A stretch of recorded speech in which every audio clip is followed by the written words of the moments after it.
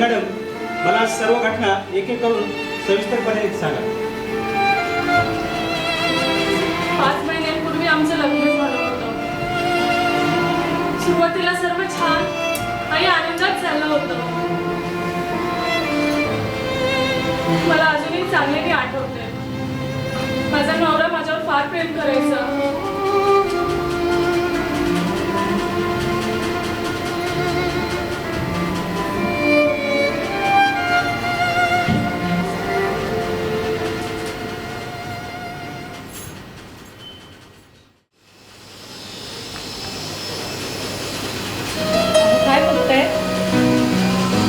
तुझ्या प्रकारे या सगळ्यांचा स्वयंपाक मॅनेज केलास ना, खरंच तुझं खूप कौतुक वाटतं.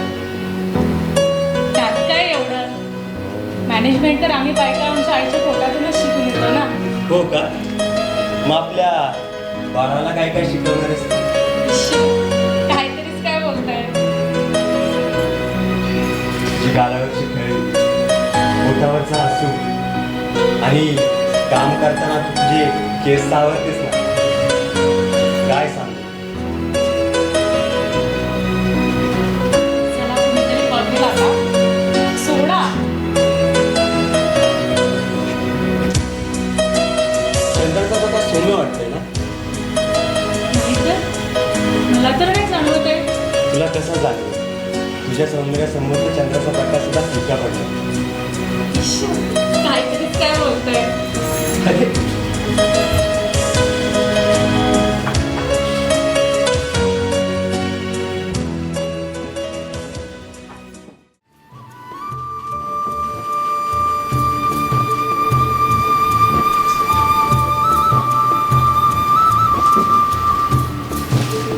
प्रज्ञा, अगं चहा आण गं. होय आणते.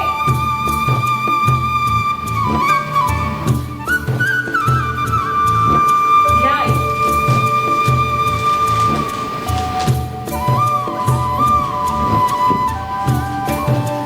नमस्कार करते आई. सौभाग्य. फार कोणी आजीचं आवडलं? होय. हो. आई येतो ग. बर. आई येतो म्हणलं. हो बाळा. आई मी जरा जेवणाचं बघते. हो चालेल.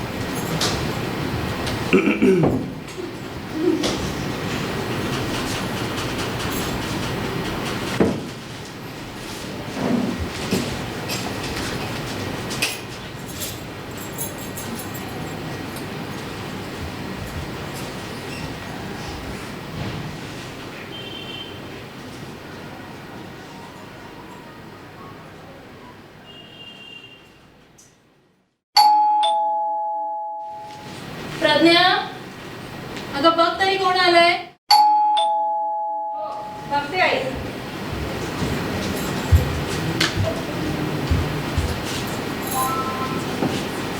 आपण भावना आहे का घरात? हो हो या ना. आहे आहे. आई तुमच्याकडे आलंय. हाय भावना. हाय भावना. कशा आहात तुम्ही? आम्ही मस्त. कधीपासून मी तुमची वाट पाहते. अगं त्याचं काय झालं ना, काल रात्रीची किटी पार्टी फार उशिरापर्यंत चालली म्हणून थोडं ना उठायला वेळ झाला. तुम्ही आणि तुमची किटी पार्टी. आणि तुला माहितीये रात्री अगं, काय आधी बस तरी. हो. बोला. कशी आहेस? मी बरी आहे. तुम्ही कशा आहात? आम्ही सर मस्तच आहोत. प्रज्ञा, अगं पाणी घेऊन ये. लगेच चहा पण आण. हो हो. अगं तू काल पार्टीला का नाही आलीस? अगं काल नाही ना जमलं. पाहुणे आले होते त्यामुळे गडबड चालली होती. अगं तू किती मोठं गॉसिप मिस केलंस माहितीये का तुला? काय त्या झालं? शर्माच्या सोन्याचा डिवोर्स होणार आहे म्हणे. अगं पण आताच तर त्यांचं लग्न झालं होतं ना. हो ना, बघ ना. अगं ते जाऊ दे सगळं. हा. किती दिवसांनी हो भेटलोय ना. आपण. आणि घर किती छान घर किती सजवलंय. छानसं झालंय. थँक्यू. सुनबाई वाटत. हो.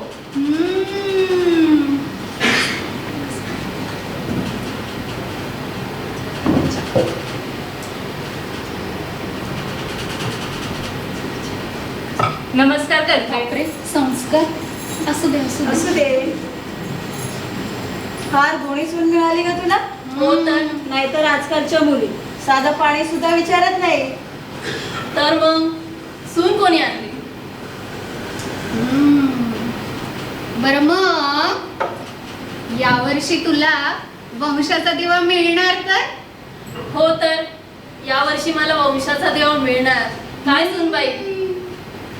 लाजली हो वाटत. ना. चल तर आता निघतो आम्ही. अगं इतक्या लवकर आताच तर आले ना तुम्ही. अगं हो. शॉपिंगला जायचंय ग. अगं ना, पुढच्या महिन्यात अजून एक ग्रँड पार्टी आहे, त्याची जरा शॉपिंग करायची.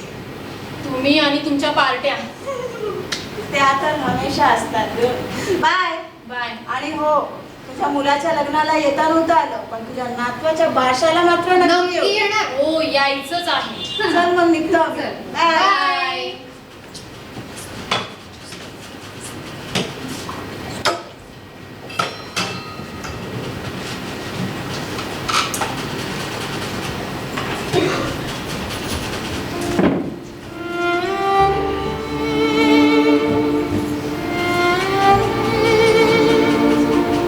बरं मग सगळं छान चाललं होतं तर आत्महत्येपर्यंत जायची वेळ काढली मॅडम तुमच्यावर. हो सगळं चांगलं चाललं होतं. काही दिवसांनी कळालं की मला दिवस गेले. घरात तर सगळीकडे आनंदी आनंदच होता. पण नंतर माझ्या चेकअपसाठी आम्ही हॉस्पिटलला गेलो.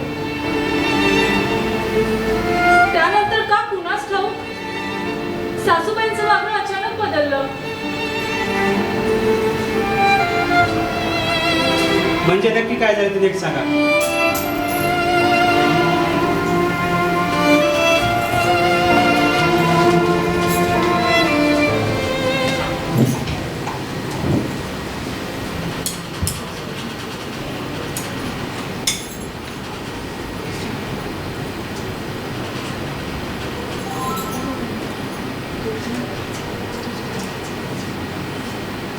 काय ग, इतकी का रागात दिसतेस?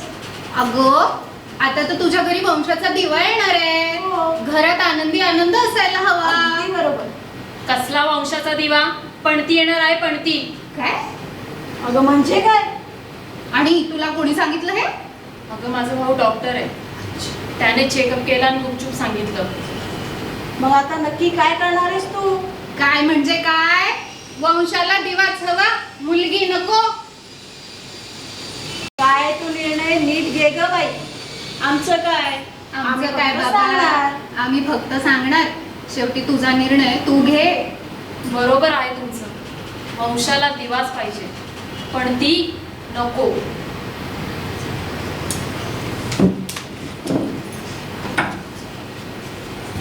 प्रज्ञा, प्रज्ञा,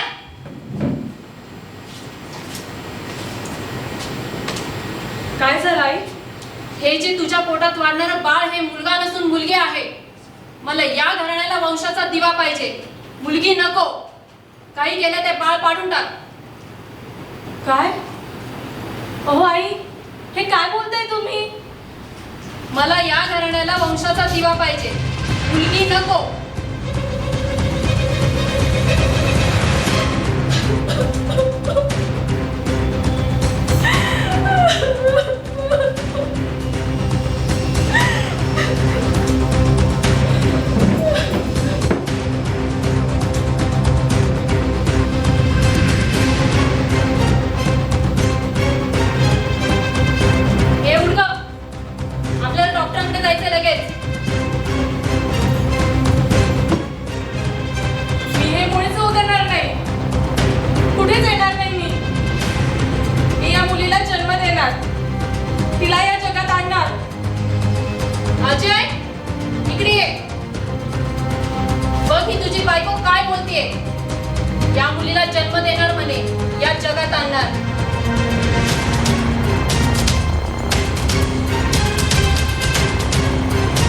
समजून घे आई काय बोलते आणि का. माझं का कोणी समजून घेत नाही? माझा तरी विचार करा.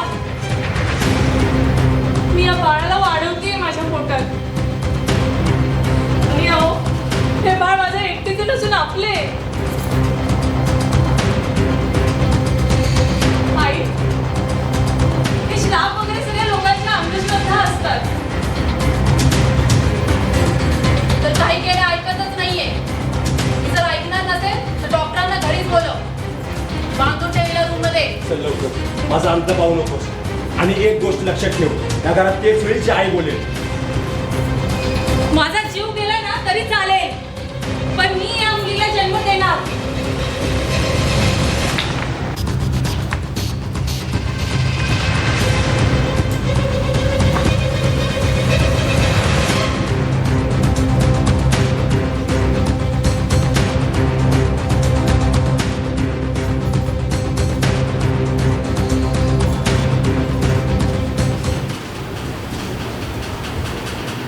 हो, तर त्यासाठी आत्महत्येचा प्रयत्न का मॅडम? त्या दिवशी मी रात्रभर रडत बसले. खूप विचार केला आणि मग घरातून पळून जाण्याचा निर्णय घेतला. आमच्या बेडरूमच्या खिडकीतून मी पळून गेले. जेव्हा बाहेरच्या जगात येऊन बघितलं तेव्हा कळालं की एकट्या स्त्रीला जगणं इथे किती कठीण आहे. आणि शेवटी माझ्या पोटात सुद्धा एक मुलगीच वाढतीये. म्हणून मग मी आत्महत्येचा निर्णय घेतला. आत्महत्या करणं हे कायद्यानं गुन्हा आहे, माहित नाही मॅडम तुम्हाला? बरं, ठीक आहे, आराम करा, काळजी घ्या. मी तुमच्या सासरकडच्या लोकांना जाऊन भेट ठेवतो.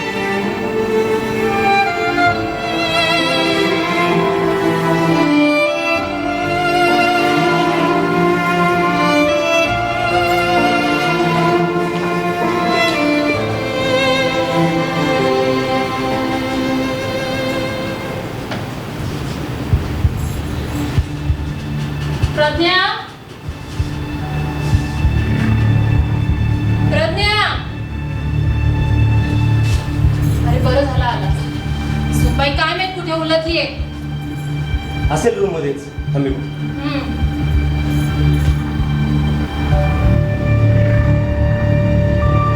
अगं आई, ही रूम मध्ये पण नाहीये.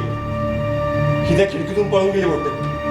तिला शोधायला पाहिजे, नाहीतर ही आपल्या घराची इज्जत धुळीला मिळवेल. अरे पण हिला शोधणार तरी कुठे? आली वाटतं.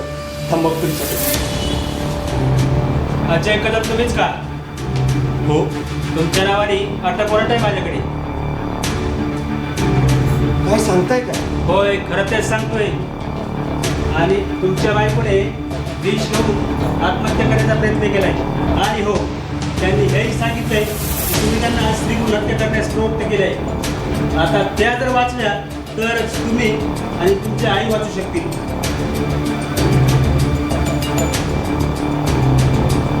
गप तुम्हाला निघा आता. चला आता.